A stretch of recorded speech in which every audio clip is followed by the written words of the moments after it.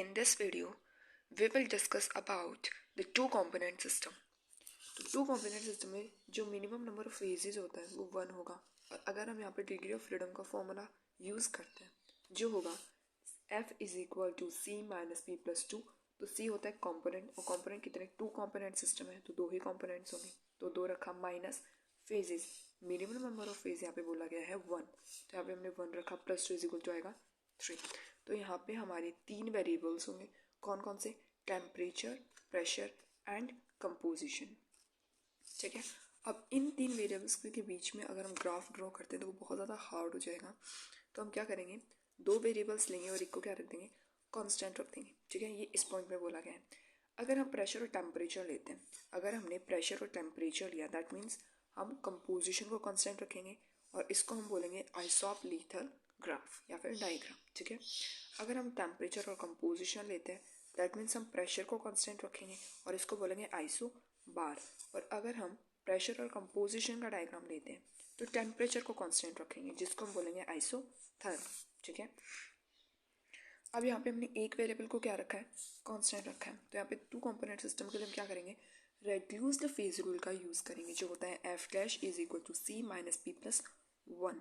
वहाँ पे क्या था, F is equal to C minus P plus 2 था, लेकिन यहाँ पे रेड्यूस्ड फेज रूल यानी कि कुछ घटा है. क्या घटा है वो यहाँ पे आपको दिखेगा, 2 की जगह 1 आ गया है. ठीक है. तो ये होता है हमारा रेड्यूस्ड फेज रूल. इतना आया समझ में.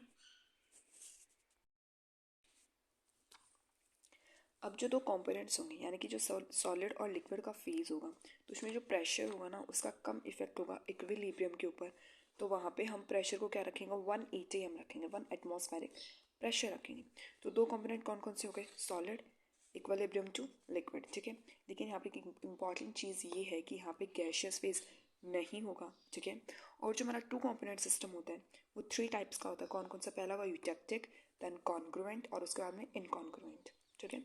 यूटेक्टिक सिस्टम में क्या होता है कि यहाँ पे हमारे पास कोई भी दो कंपोनेंट्स होंगे ए एंड बी, हम इन दोनों को मिक्स कर देंगे तो एक दूसरे में क्या हो जाएंगे, कंप्लीटली मिसेबल हो जाएंगे, कंप्लीटली मिक्स हो जाएंगे. कौन से स्टेट में, मॉल्टन स्टेट में.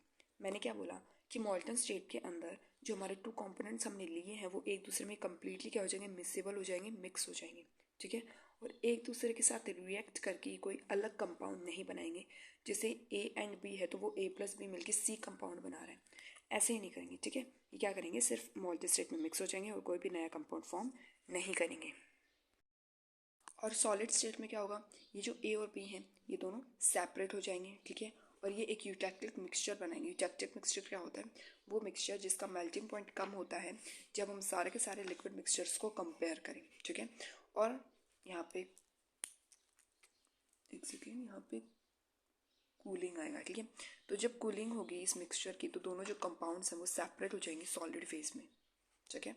मैंने क्या बोला यूटेक्टिक सिस्टम में कि हमारे पास यहाँ पे कोई भी दो कंपाउंड थे ए एंड कंपाउंड बी. ठीक है. ये दोनों आपस में मिक्स हुए. ठीक है. मॉल्टन स्टेट के अंदर. सॉलिड स्टेट में क्या हुआ, दोनों एक दूसरे से सेपरेट हो गए लेकिन इन्होंने रिएक्ट करके कोई भी एक नया कंपाउंड नहीं फॉर्म किया. यही था यूटेक्टिक सिस्टम. फिर यूटेक्टिक मिक्सचर क्या होता है वो. ठीक है. फिर हम बात करेंगे कॉन्ग्रुएंट मेल्टिंग पॉइंट की. तो यहाँ पे हमारे पास कोई भी दो कंपाउंड्स है, फिर से ए और बी है. ठीक है. तो ये इन दोनों ने आपस में रिएक्ट किया, एक कंपाउंड फॉर्म करेंगे. ठीक है. जो स्टेबल रहेगा इनके मेल्टिंग पॉइंट तक. ठीक है.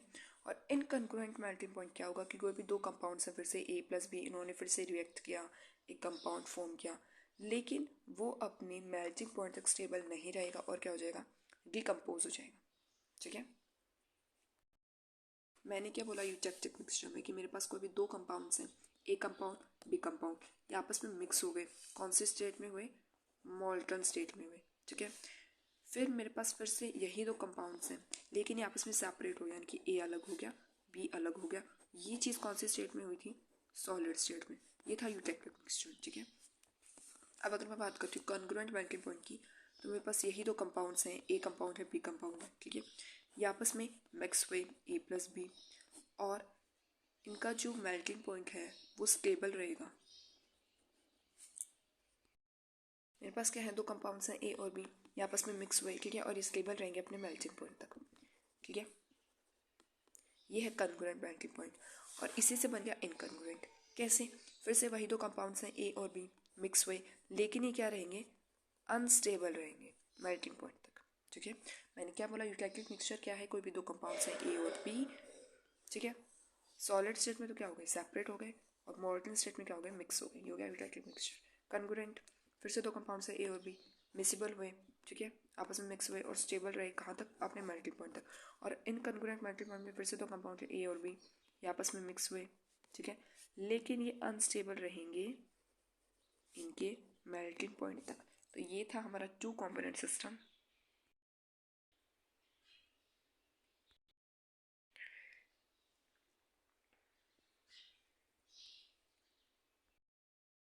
Like this video. Thank you.